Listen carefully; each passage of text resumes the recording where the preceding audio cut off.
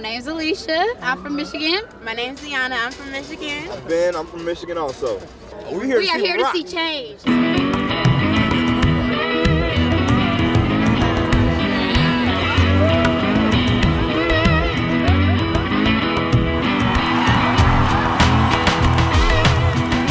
Prepared to take the oath, Senator?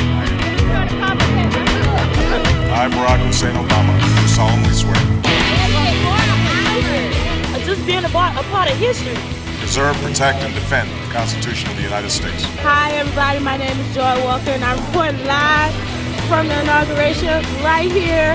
Capitol in the background. We are here to see change. I can't see Barack. What's up? Help you God. So help me. Congratulations, Mr. President.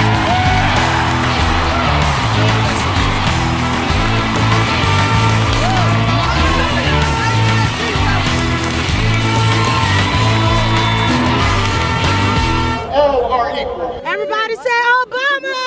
One more time, I took part in this. I was here. This day means change. Yes. All of the love in the air. Everybody's just happy to be here. Is this on TV? This is the madness of poor planning. There's no plan B or C. People getting hurt.